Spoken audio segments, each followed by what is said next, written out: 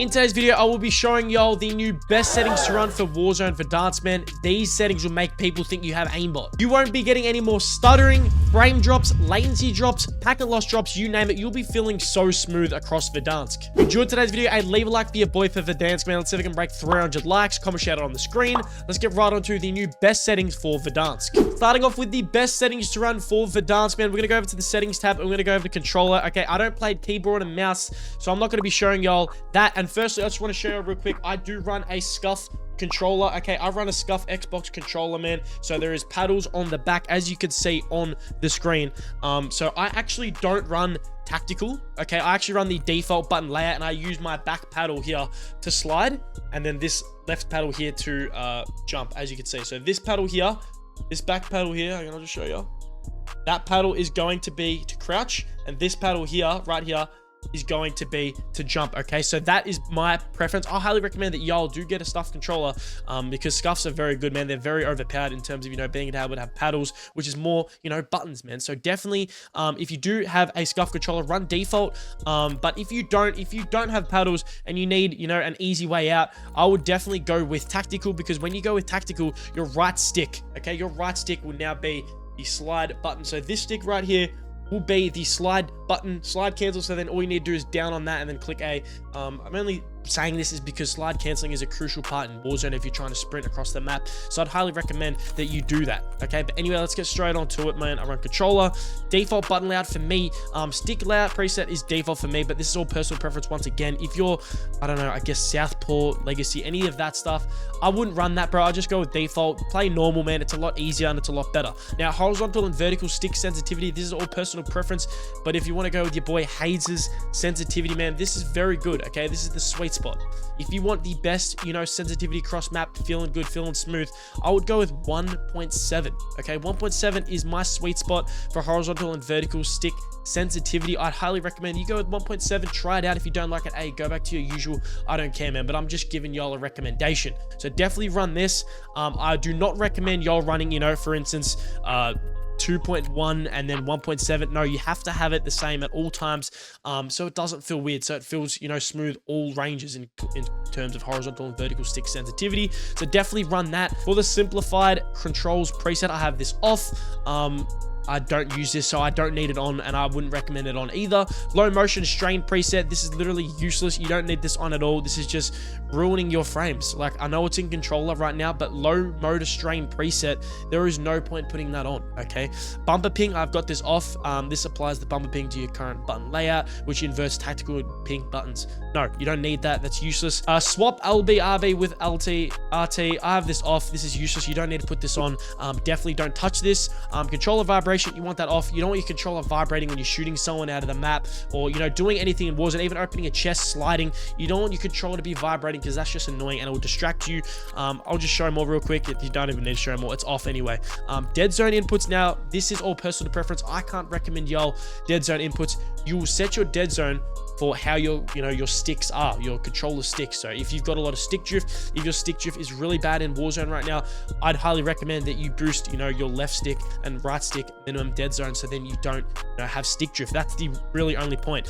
You want your left stick max and your right stick max to be at 99, so then the range is like through the roof. You can like move your right stick and left stick around heaps, so the range is maxed out. Okay, the left trigger and right trigger, you want that on 0, so that it's instant reaction time with the game when you're, you know, zooming in or shooting with your gun. You want that at 0. Okay, but these are my dead zone inputs for my personal controller. My, you know, controller's getting stick drift now, and I've got it up to 5 on the left stick and 7 on the right stick. Okay, those are my dead zone inputs. That's it for the controllers. Let's go to the aiming. For the aiming, sensitivity multiplayer, this is my setup here. It's just pretty sure this is the default layout for it. I don't think you should change anything. Keep it the way it is. I've kept it the way it is, and it's fine. It is perfect. So I definitely leave that up. Look inversion on foot, I've got this on standard. Okay, unless you're an inverted player, unless you're insane on inverted, you keep this at standard, man. There's no point changing it. Aiming advanced settings, now this is very important.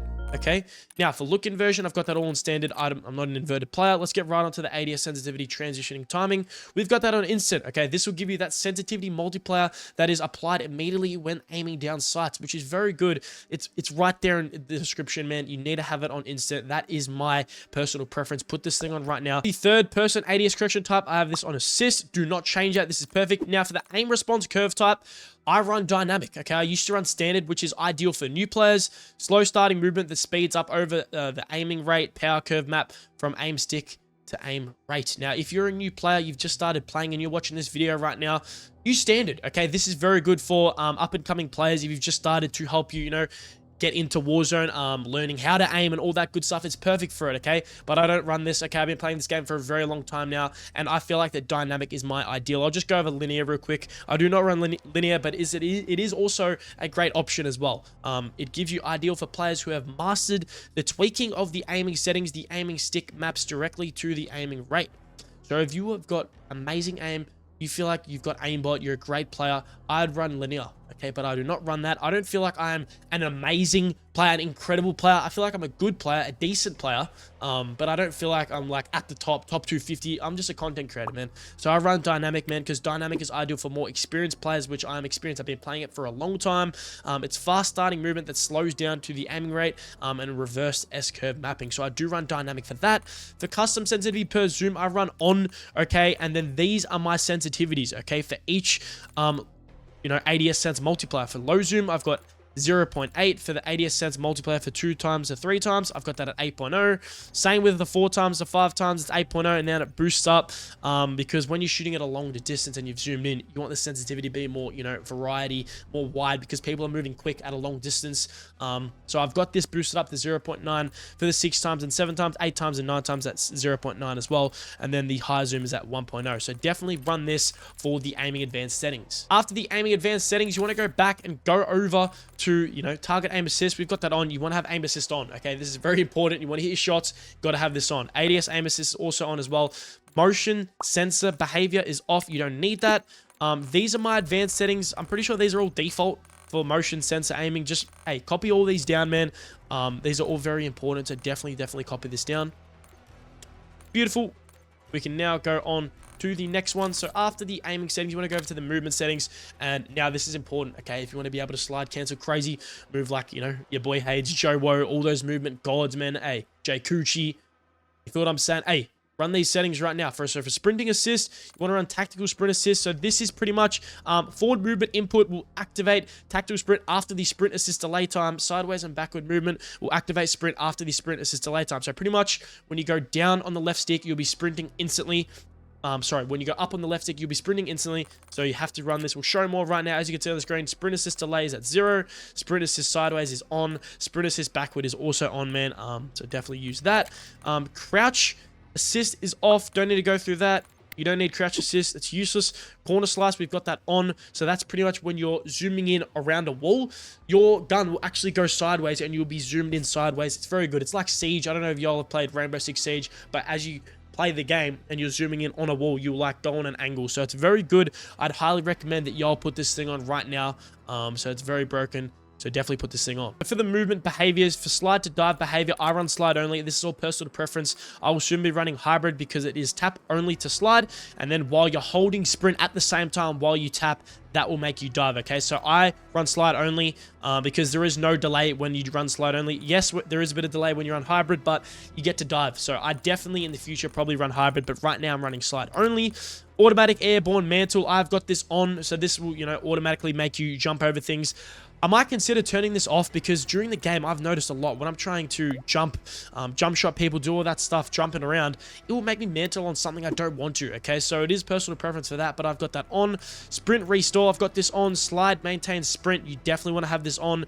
When you slide and you slide cancel, jump back up, you want to be able to still sprint, okay? So you have to have this on.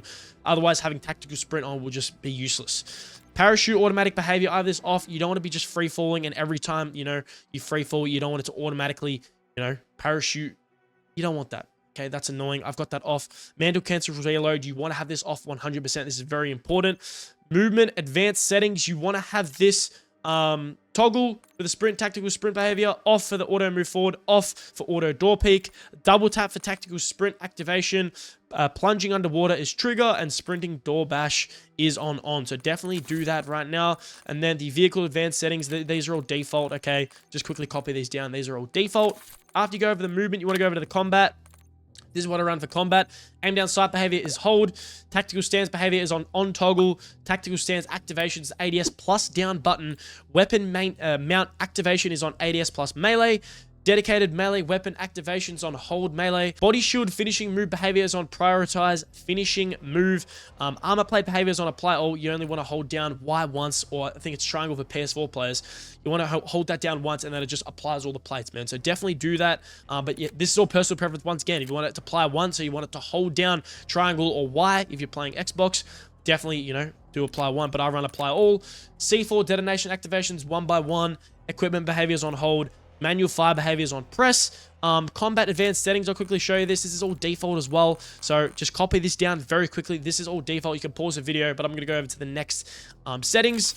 Overlay behaviors toggle, and then overlay advanced settings. These are all default again, so just copy these down. Now onto the graphics settings. These are the most important settings for Verdansk to be able to, you know, have no stuttering, no latency lagging, no packet loss, to make your game feel smooth and beautiful. These are my personal settings that I do run for my PC. This is for my PC players, okay? If you're on Xbox or PS5, I don't think you have these display settings up or quality settings, but if you're on PC, I'm going to show you right now the best settings that I use. Firstly, for display mode, I run full screen borderless. This is personal preference for me, because when I'm, you know, recording all that, I want to be able to tab out quickly and not have to wait, you know, 5 seconds. If I did run exclusive, full screen exclusive would make me have to wait probably 5 seconds to, you know, fully back out of the game and be able to, you know, do other things. Full screen borderless, with one click, you'll be able to do other things on your computer.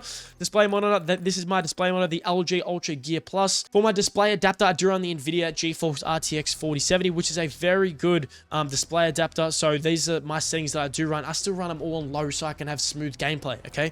Aspect ratio, I'd highly recommend running this as 16:9. It just looks smoother, it looks better, it looks a lot cleaner, so I'd definitely run that. This is the secret setting right here. I'll talk to y'all at the end about this thing. Once we've done everything, okay, we'll go through display gamma. Now, I've run on a very high level monitor, a 240 hertz monitor, so I run 2.4, but if you're on TV or a low level monitor, I just run 2.2, okay? But 2.4 is the very high end monitors that are very good. The 2.4 actually helps out with your frames a bit more, okay? So definitely put this on, but for y'all, mostly you'd put on the 2.2. Gamma and brightness, I'll quickly show y'all this. Mine's just at 55, simple, easy. NVIDIA Reflex low latency. A lot of people say that on plus boost is bad and you should turn it off.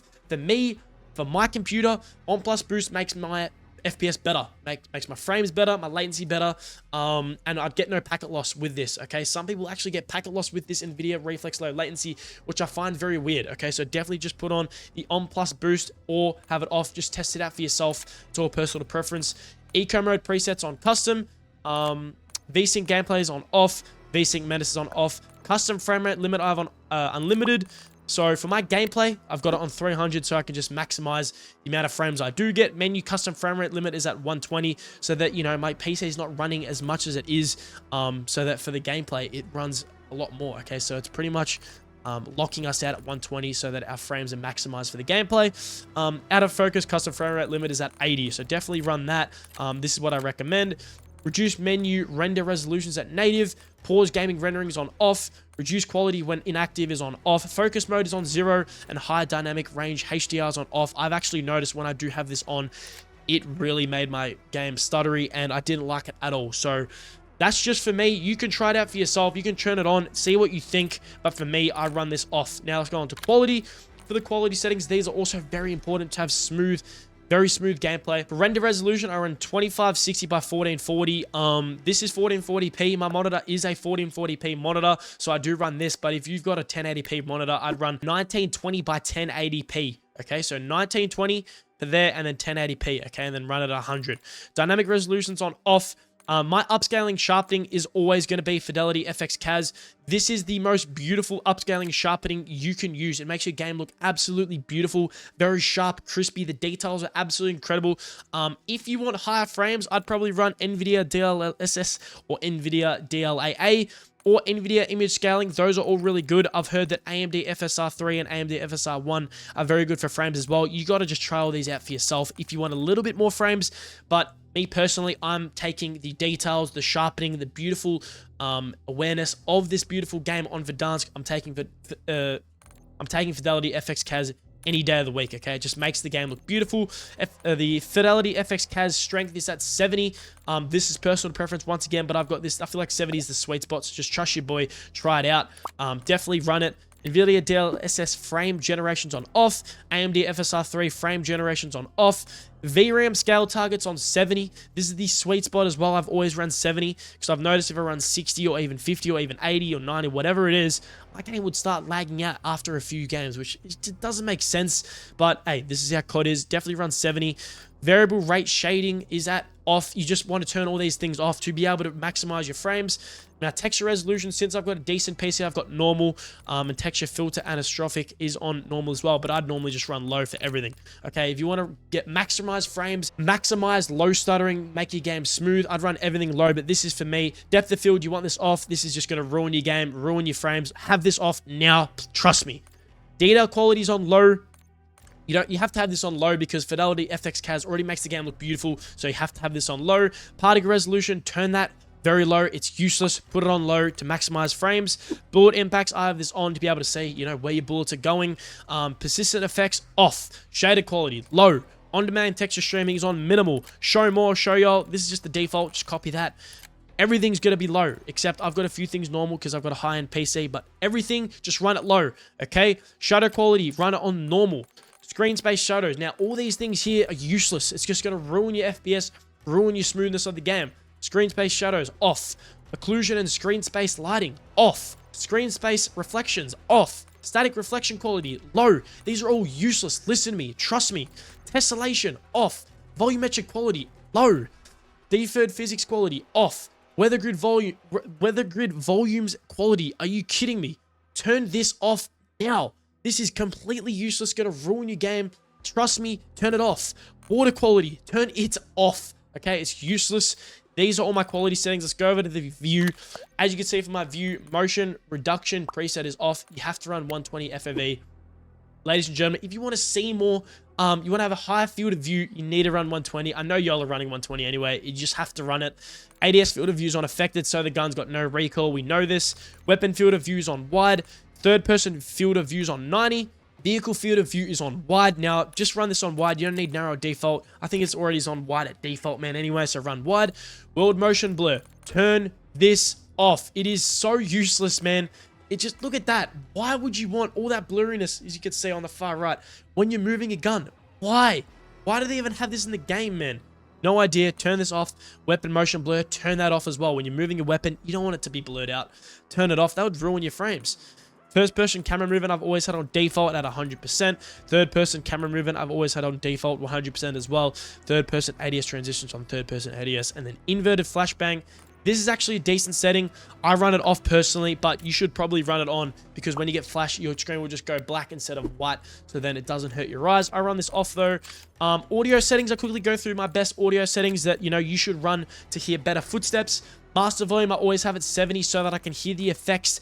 So the effects overpower the volume so you can hear these footsteps, gunshots, all that stuff so high up. So when you turn up the volume on your headset to maximum loud, you'll hear the effects so well, okay?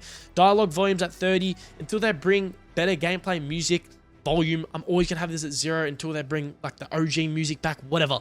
It's always going to be at 0. Cinematic music volume, same thing, okay? Except the end game on Verdansk is actually goated, okay? They actually added back really good music, really cool music. Same with the intro. I might have to turn this up. I'm going to turn this up to 20. But definitely turn this up. Not too loud. You don't want it to be too loud. But this is my volume settings. Run this. Trust me. Don't need to go through that. That's my output. Is that just put your system output. So speakers and headphones, I'd run system because that is my output in my headphones. But if you don't run just normal headphones, just literally find headphones in here somewhere and you'd find it. Click on it. Speaker output is on Windows default. Stereo is garbage. Do not run that. Enhanced headphone mode, I've got this on off. Don't have this. Audio mix sucker punch is broken, okay? You'll be able to hear footsteps, absolutely incredible with sucker punch. It is crazy good. I'd highly recommend running this. For mono audio, have this off. Mute gamer minimize, off, off, off. Don't need to go through this. This is all default. Don't worry about. Actually, wait, I do. This is important. This is very important. Very important. I keep all mine at 0. Okay? All of them at 0, as you can see. I don't run any of this. I keep all these at 0. These are all useless in my opinion. Do not run this. Some people recommend y'all some different things. You can try it out for yourself, but I don't run this. I've tried it before. I don't like it. Okay. Reduce tinnitus sound off and hit market preset classic. It sounds incredible. Classic is better than any other.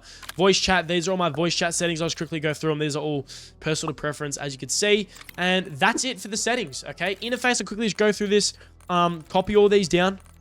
Telemetry. Copy all these down, man. And one of y'all in my comments actually did ask, what was it? Color customization. Yes, it was one of these as well. And I'll show y'all the crosshair as well. So for color customization, I do run this. Color filters on 2. Color target is on both. And if you want to see the enemy very clearly, I max out the saturation, put it all the way to red, and then apply the custom color. Okay, that's what I do run. For the gameplay HUD, for the crosshair, now one of y'all asked me how you got it pink. That's so cool. This is how I got it. You go to gameplay HUD, go to crosshair, show more, and then crosshair colors on pink. These are my setups, man. These are all personal preference. I'd highly recommend square for minimap. Everything else, all personal preference. This is what I do run. These are the best settings for Warzone. I appreciate y'all watching this banger video. These are the best settings for Verdansk, man. I love y'all so much. I can't wait to show y'all gameplay with this. Stay tuned for all the banger videos. I love y'all. I'll see y'all in the next